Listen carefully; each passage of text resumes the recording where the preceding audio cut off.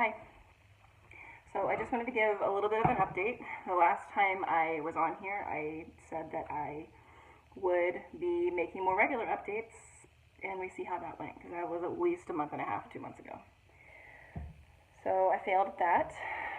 The last time I was talking about my general frustration about medical professionals and PCOS and how I really feel unheard, and I was very frustrated and very angry.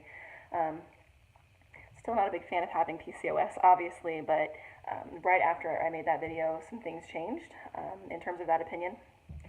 I had an appointment, and I was making that video because I was very frustrated with my doctor. I was trying to just get refills on my medications, and in like the spur of the moment, while I was having some issues with my body, I made an appointment. And when I went to try to cancel it, I had to call in, and they said, no, you need to be seen anyway. It's been a while.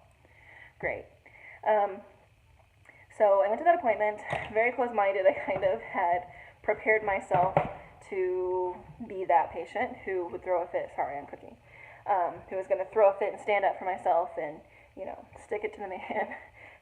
But I didn't have to. It was very weird. So I'm going to turn on my light.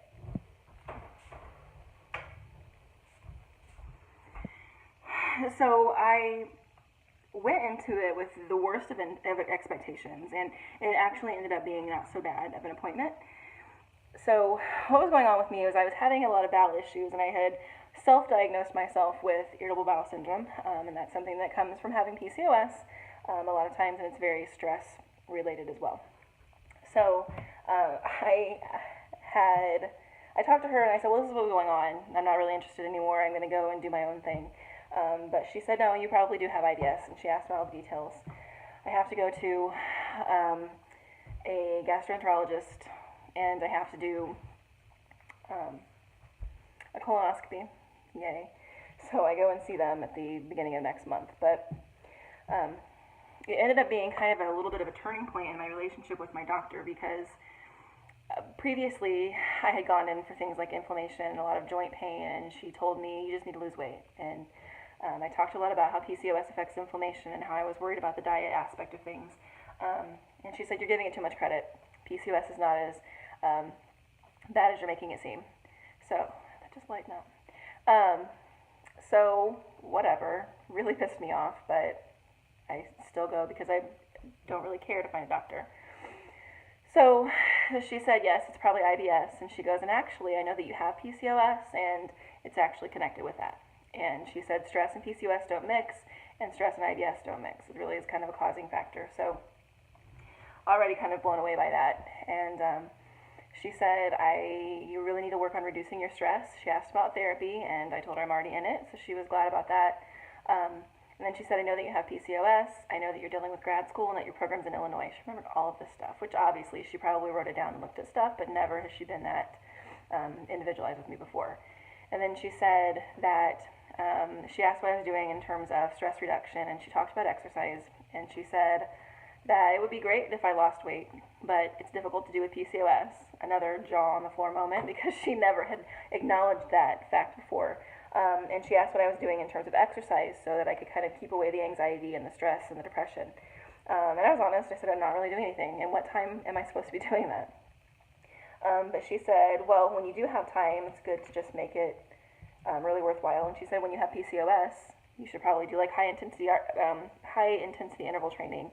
And she also said that you should do like a lot of weights and stuff, which I kind of had read about that before, but it was relatively new information. But more than anything, I was just really impressed that she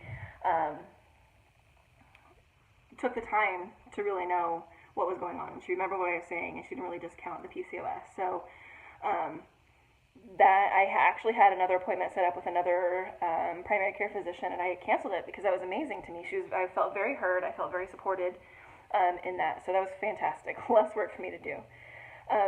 So she did give me a medication for IBS. It's Bentyl, and I take it before every meal, and then I take one at night as well. It's really been helpful, but I will say that my stress level has reduced significantly due to some personal changes that are going on in my life. So it's hard for me to kind of differentiate which is the medication that I'm on and which is just the stress reduction and the anxiety reduction that I've gone through. So I think eventually I'll probably try and go off the medication because I am not a big fan of medications at all. Another thing that she did during that appointment was she wanted to do just like a full panel for all my blood tests, cholesterol, thyroid, all of that. So she did this full panel and it came back with my liver enzymes are really high, like as higher than they've ever been. So she was very concerned. And I know personally that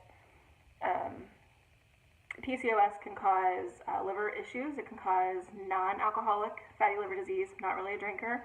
And that's some stuff that actually kind of runs in my family, is that kind of a struggle. So, and then PCOS, so it's just screw my liver from the get-go.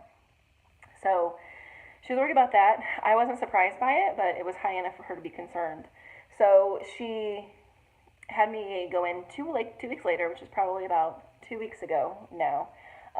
She had me come in and do more blood tests to check my liver enzymes again.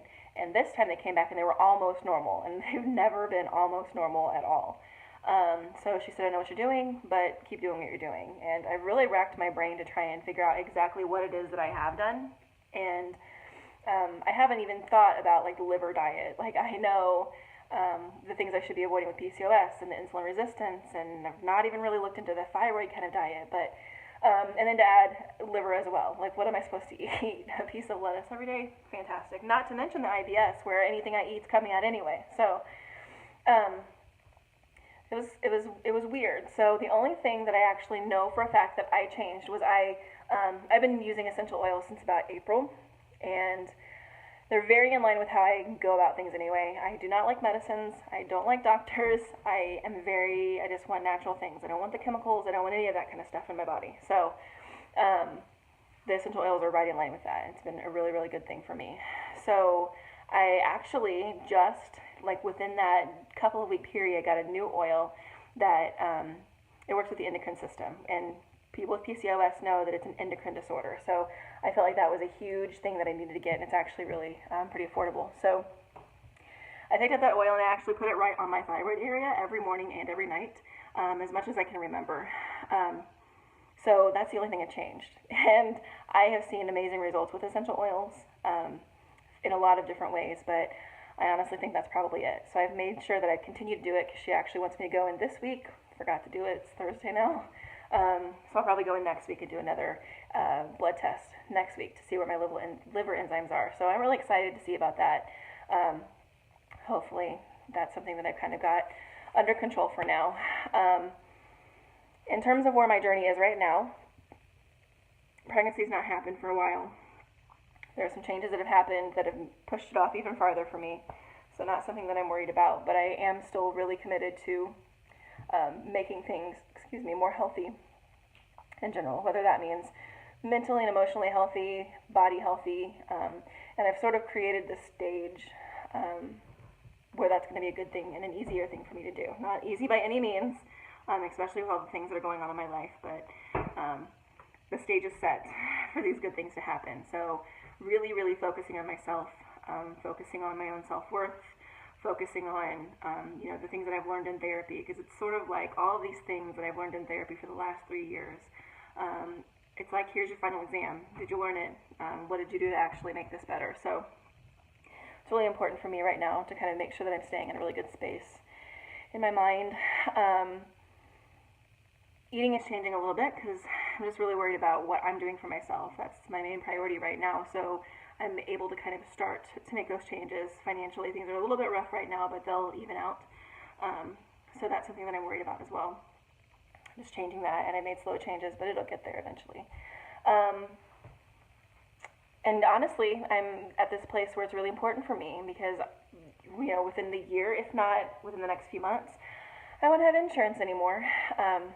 So it's like all this work that I've done to get to know my body and get to know myself a little bit better. It's going to be really important for me to continue that work and really put my nose to the grindstone and figure out what's going on with my body so that I can get better and not have to depend on having that insurance and going to the doctor all the time. So that's sort of where I'm at. I feel like I'm in a great place. I feel less stressed, less anxious, and I feel more positive about the possibility that I can really commit to myself. And in committing to myself, that commits to fixing PCOS. And I know that there's not a cure, but there's a lot of ways that I can battle it. And I think it'd be huge for me if I was able to say, you know what, I took over and I changed my life, especially going through the things that I'm going through right now. So it'll be good. Not going to make any promises about how often I'm going to be checking in, because honestly it just depends on when I'm able to get financially stable enough to really, really dig into this stuff. And I'm kind of settling things right now. So I need to settle things financially in my house to get to a place where I'm able to really incorporate what I need to incorporate. So I'll get there. I'm positive about it. Good things are happening, and I think it's going to be a big year for me, and hopefully I'm not putting my foot in my mouth next November when I come on and say, well, I didn't make any changes. I hope things will be different. So that's my update. I don't know, some good, some bad, but it is what it is.